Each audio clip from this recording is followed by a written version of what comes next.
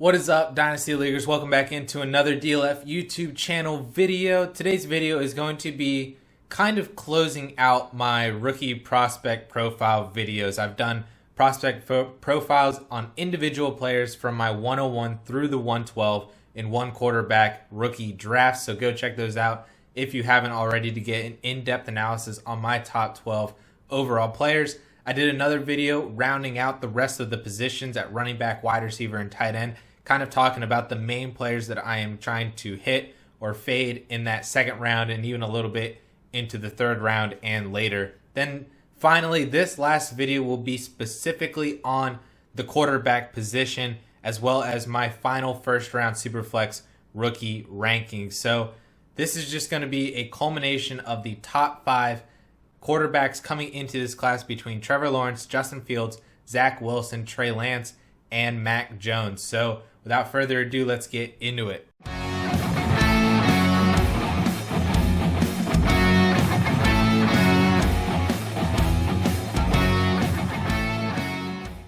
So let's start this list off at the very top. We can talk about Clemson quarterback Trevor Lawrence, who's being heralded and labeled as one of the best rookie quarterback prospects of all time. And I think that he definitely deserves that label, or at least very close to that label. We can look at just his raw stats. I'm going to run down through his 3 years in college. I'm going to do this for every quarterback as well, but just quickly running down his total stats every single year. Freshman season, 3,280 passing yards, 30 touchdowns, 4 interceptions on a 65.2% completion percentage. Also added 60 rush attempts for 177 yards and a touchdown. Sophomore season, 2019, 3,665 passing yards, 36 touchdowns, 8 interceptions on 65.8 completion percentage. Also added 103 rush attempts for 563 yards and 9 touchdowns. And then finally, 2020, in only 10 games played, 3,153 yards, 24 touchdowns, 5 interceptions, 69.2% completion percentage, and also 68 rush attempts for 203 yards and 8 rushing touchdowns. So he's a very dynamic quarterback, very awesome in the passing game, in the pocket, but is also very mobile. You're going to hear the term sneaky athletic for a white guy, Trevor Lawrence, but I think it's not really all that sneaky. I think teams know that he can run. He had almost 300 total rush attempts in college, and I think that's a pretty solid showing in 3 years. In that final season in 2020, in only 10 games, almost put up the same passing yards and was a little bit behind in the passing touchdown category, but played in 5 fewer games than the other 2 seasons, and then probably would have been up in that 35 range as well if he just continued to play at the same pace that he did in 2018 and 2019. Looked up the stat and looked him up in my quarterback database, and he is the 12th quarterback since 2000 to come into the NFL with 10,000 or more passing yards, 90 or more passing touchdowns, and 800 or more rushing yards in college throughout their entire career. This is a list that includes guys like Baker Mayfield, Deshaun Watson, Russell Wilson, Patrick Mahomes, and Drew Brees, all phenomenal quarterbacks, and Trevor Lawrence joins that group, a fantastic group to be a part of.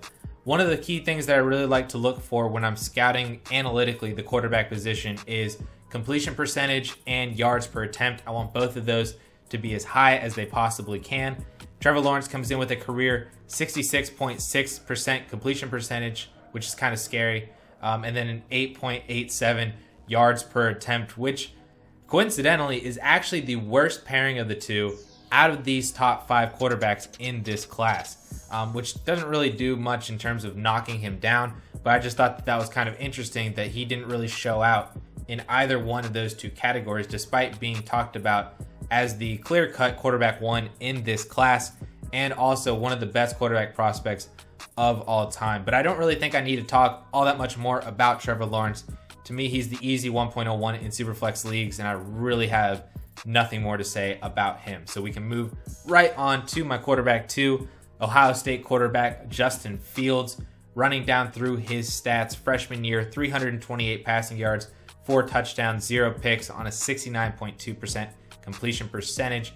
Also added 42 rush attempts for 266 yards and 4 touchdowns. This was his first and only season with the Georgia Bulldogs, backed up Jake Fromm, who was just a 5th-round pick to the Buffalo Bills in last year's draft, and then eventually moved on and transferred right to Ohio State right after Dwayne Haskins coming out to the NFL. So 2019 sophomore season, 3,273 passing yards, 41 passing touchdowns, 3 interceptions, 67.2% completion percentage, 137 rush attempts for 484 yards, and 10 touchdowns. This is really where Justin Fields made his name and made his mark in the collegiate field. And I think that was the most terrifying Ohio State quarterback I can remember as a Penn State fan facing against Justin Fields, just because of how dynamic he was, that he could beat you on the air, through the ground, much more than Dwayne Haskins or Braxton Miller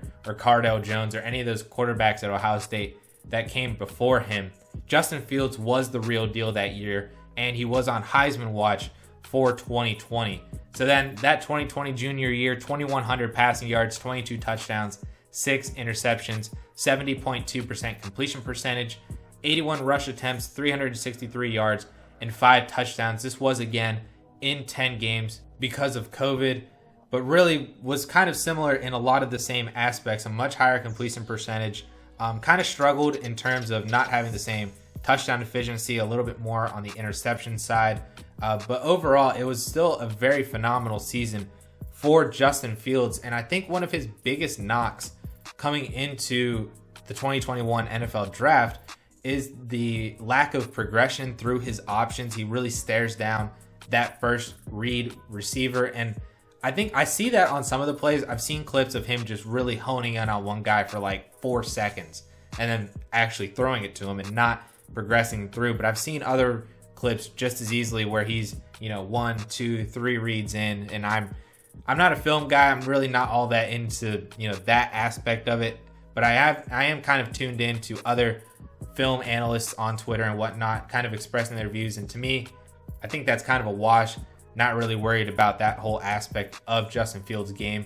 Another knock is that he's coming from Ohio State, which historically has not been a very favorable school for quarterbacks to come out of and have success in the NFL. When you talk about, the names I mentioned, Dwayne Haskins, Cardale Jones, Braxton Miller, who is actually a wide receiver convert. And I really don't put any emphasis in that either, because I heard the exact same thing, sadly enough, for Saquon Barkley, because the last first-round running back out of Penn State was Kajana Carter, who didn't really do anything, and then blah, blah, blah. And it's like, I'm not into that whole school thing of it because of how historically other players in their school has done. And that's just not me. I don't buy that. Every player is independent of every other player coming back before him. Justin Fields, at least in terms of yards per attempt and completion percentage, 68.4% completion percentage and 9.22 yards per attempt over his career. 9th lowest interception percentage since 2000 among all quarterbacks with at least 500 career attempts.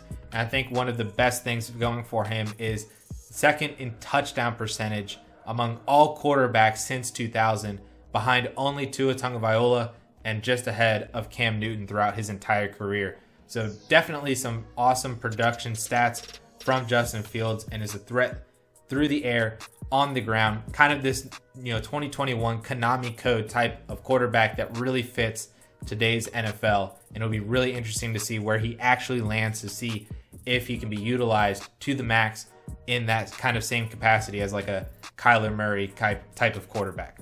Moving on then to my quarterback 3 is BYU quarterback Zach Wilson, who's really an interesting candidate and has got a lot of hype over the last couple of months and weeks in terms of even being the quarterback 2 in this class for some people.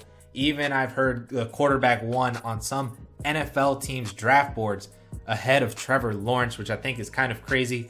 But really the only team that matters what that opinion is the Jacksonville Jaguars on whether or not they take Lawrence or Zach Wilson, or I guess Justin Fields with Urban Meyer, even though Urban Meyer never actually coached Justin Fields. But that's neither here nor there. We're talking about Zach Wilson, freshman season, 1,578 passing yards, 12 touchdowns, 3 interceptions on a 65.9% completion percentage. also added 75 rush attempts, 221 rushing yards, and 0 touchdowns. He did basically split the quarterback duties with Tanner Mangum and actually outperformed him with the same volume, basically in terms of yards per attempt, touchdowns, interceptions. Everything was significantly better on basically the same number of pass attempts between Wilson and Mangum in their freshman season, which then led Wilson to his sophomore year, 2,382 passing yards, 11 touchdowns, 9 interceptions on a 62.4% completion percentage, 67 rush attempts, 167 yards, and 3 touchdowns on the ground.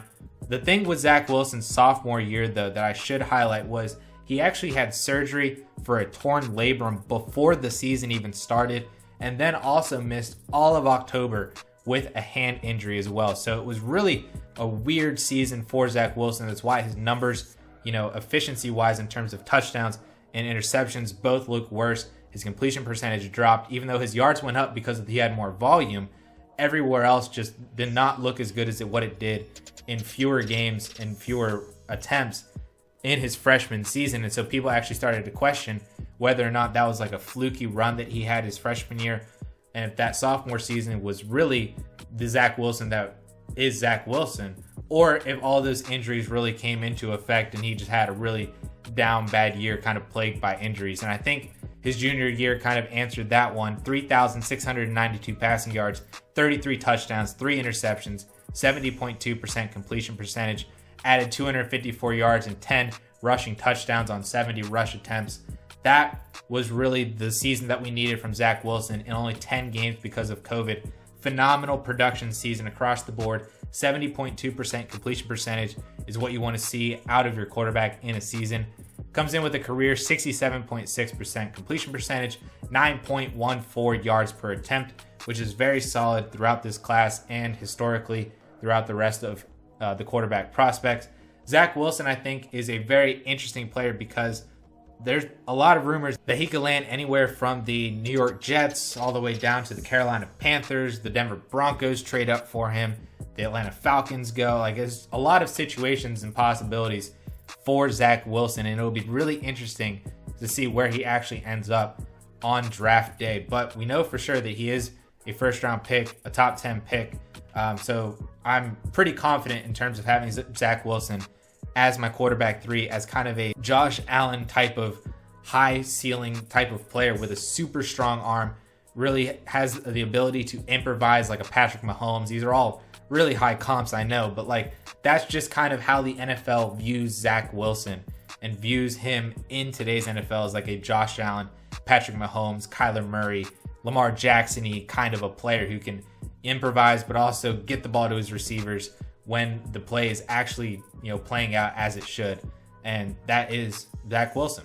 Then we get to my quarterback 4, and that is North Dakota State quarterback Trey Lance. This is a really interesting player to talk about because I think in terms of these top 5 players, Lance has as high as a ceiling, I think, as anybody, but his floor is actually super low as well. He's really, got a wide range of outcomes for Trey Lance. But again, he's being talked about as a top 10 overall player. And I really think that the NFL is super interested in what Trey Lance can bring to the table.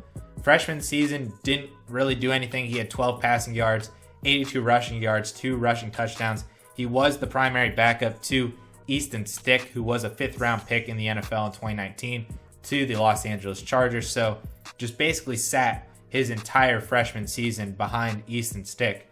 Sophomore year, this was his breakout season. 2,786 passing yards, 28 passing touchdowns, 0 interceptions, 66.9% completion percentage, and then also added 1,100 rushing yards and 14 rushing touchdowns on 169 rush attempts. Junior year, 2020, COVID hit, only played in 1 game. That's all Trey Lance wanted to do. He came in 1 game, 149 passing yards, 2 passing touchdowns, 1 pick, 15 rush attempts, 143 yards, and 2 touchdowns was the single game stat line. He said, that's it. I'm done. Bank it. Let's go to the NFL draft. And this is what we have on Trey Lance. We don't really have all too much tape on him. We don't have much analytically on him. Only 1 interception on over 300 pass attempts is insane. And that's just really where we're at with Trey Lance. I looked at my NFL database for quarterbacks, and I actually filtered down, and I was interested to see other historical comps for Lance in terms of NFL quarterbacks who had little volume in college at the quarterback position. It wasn't, some quarterback running back hybrid or whatnot, like a true quarterback in the NFL with not as much volume in college. And I actually noticed that since 2000, there are only 2 other quarterbacks in the NFL with less than 400 pass attempts who were drafted in the first round, and that is Cam Newton and Michael Vick. 2 insane comparisons for Trey Lance, both actually kind of similar players to what Trey Lance can bring to the table, who, are both okay passers. They're not as strong in that facet, but the rushing game is really what made the difference for both players, especially for fantasy football. That is really what you want out of your quarterbacks. And, Trey Lance, with his rushing ability, 1,100 yards and 14 touchdowns in 2019 is absolutely crazy. And actually comps very, very similarly to both Cam Newton and Michael Vick in their collegiate careers. I'm not counting the community college for Cam Newton. I'm counting his one season at Auburn and his other, little stints with Florida as well. So if you look at D1 school for Cam, Michael Vick, and Trey Lance, they all comp very well. And of course, Trey Lance is going to get first round draft capital. So that's just, I think, really shows you the ceiling that Trey Lance can possess. But there are also a lot of other quarterbacks who, weren't even drafted in the first round, like Tavares Jackson and whatnot, who had that upside, but never got that opportunity in the NFL. And I think that's really where Trey Lance's floor comes into play, as being kind of this quick, out of the NFL type of player, but also that really high ceiling. A career 65.4% completion percentage and also 9.27 yards per attempt makes Trey Lance a very interesting quarterback prospect in this class. I think a lot of people really, really love. A lot of people aren't really sure on. That's just kind of the picture that we get with Trey Lance from his profile, from his film, and everything that he has to show in his college career. Finally, my last and final quarterback, my quarterback 5, is Alabama QB Mac Jones, who had a phenomenal 2020 college season, but we'll get to that here shortly. Freshman season, 123 passing yards and 1 touchdown, 0 interceptions, was the quarterback 3 on that Alabama roster behind both Tua Tagovailoa and Jalen Hurts. 2019, Jalen Hurts is not on the team. He's with Oklahoma. Still the backup to Tua Tagovailoa, but in the last 5 games after Tua's injury is where most of Mac Jones' 2019 production came from. 1,503 passing yards, 14 touchdowns, 3 interceptions on a 68.8% completion percentage. Then also didn't do much on the ground, 16 for 36 and 1 on the ground. Primarily still a passer with a little bit of mobile ability, but primarily a pocket passer. Junior season, then, this is the absolute explosion for Mac Jones. 4,500 passing yards, 41 touchdowns, 4 interceptions, 77.4% completion percentage in 13 games. Also didn't have much on the ground, 35 for 14 and 1. A lot of kneel downs, but that's all right. 4,500 passing yards, 41 and 4. Passing to Heisman Trophy winner Devonta Smith, getting only Jalen Waddle for like half the year. This is not the same Alabama team that Tua was throwing to, where he had, Jerry Jeudy, Devonta Smith, Henry Ruggs, Jalen Waddle, and then whoever the running back was at the time. This is primarily Mac Jones doing a lot of work with Devonta Smith, doing it with Najee Harris in the backfield. Only had Jalen Waddle, like I said, for half of the year. This is all Mac Jones. Absolutely insane. Almost like a Joe Burrow type of a season for Mac Jones in his final year. And Burrow did it with Jefferson and Jamar Chase and Clyde Edwards-Helaire. Like, that is absolutely insanity for Mac Jones, especially in a 13-game shortened off-season, weird season, COVID, all that stuff. He comes in with a career 74.3% completion percentage and 11.02 career yards per attempt. Those are both the highest all time since 2000 among all quarterbacks. Both of those career numbers, 74.3% completion percentage and 11.02 yards per attempt. That's absolutely insane. Usually those completion percentage people say, well, he's throwing short slant routes and flat routes and not all that. He's not driving the ball deep, but he had 11.02 yards per attempt, which I know isn't air yards, but like come on, man. Like a 74% completion percentage when he's averaging 11 yards per attempt is absolutely insane. Also has the 5th lowest career interception percentage among quarterbacks with at least 50 career attempts in college. So he's very accurate, very careful with the ball, absolutely explosive. And I think a lot of people are super sleeping on Mac Jones because that picture is coming out, after Alabama won the national championship, where Mac Jones has like this major dad bod. He's not working out. He actually worked on that to get to his pro day and ran like a 4.8 at his pro day. This dude is super underrated right now, and I'm so excited for him to come to the NFL and prove a lot of people wrong. And I think it's really weird, that I have him as my quarterback 5, because in most classes he'd be a top 3, top 2 quarterback, but this class is just so stacked at the position that Mac Jones comes in as my QB 5. But I would not be surprised, after the NFL draft, because of landing spots, if he actually climbs up a little bit in my personal rankings. Like I've said for a while, if Mac Jones is the Carolina Panthers pick at the 108 slot, Mac Jones throwing to DJ Moore, Robbie Anderson, and Christian McCaffrey is amazing. I would love that so much more than Zach Wilson going to the New York Jets, or Trey Lance having his city year at the Atlanta Falcons or whatnot, or going to the Denver Broncos.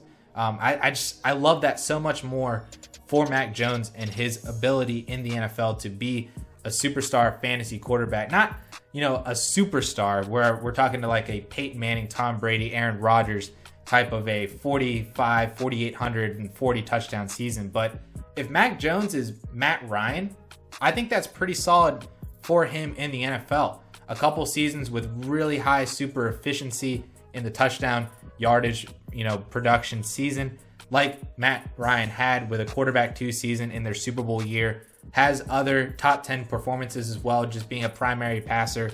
Has some lower down seasons where he's like a QB 17 because he's not as efficient. You think about that Super Bowl hangover year, kind of ping-ponged, over his career for the past 5 or 6 years. But if that is Mac Jones, if Mac Jones is Matt Ryan, I think a lot of people are going to be super solid and super happy with getting him after, basically a handful of other quarterbacks, and you get him in the mid to late first. I would even imagine he's a 2nd round pick for a lot of superflex leagues, and I think that is absolutely phenomenal for a player like Mac Jones. So finally, just to close out this video, I know it's a little bit longer and I'm sorry, but I'm going to give you my final superflex rankings with the other players involved as well, to give you an idea of how I would view these quarterbacks mixed in with the top running backs and top wide receivers in this class. So going down from the top to the bottom, I have it Trevor Lawrence, Justin Fields, Najee Harris, Zach Wilson, Trey Lance, and Mac Jones. That's actually all 5 quarterbacks right there in the top 6, with only Najee Harris sliding in right above all of Wilson, Lance, and Jones. And then 7 through 12 comes in Travis Etienne, Javonte Williams, and then all of the wide receivers, Jamar Chase, Rashad Bateman, Devonta Smith, and Rondale Moore. That's how I would view my first round in a superflex league. And that's just kind of where I'm going to go with it until the NFL draft hits, and we might get some things shake up. Not too drastically, but a player over another or below another player. And, we can talk about that after the NFL draft. So with that all being said, guys, thank you all so much for tuning in. Hit that subscribe button, like this video, drop a comment down below if you agree or disagree with me on any of these quarterbacks or their rankings. And with that all being said, thank you all so much, and we'll catch y'all later.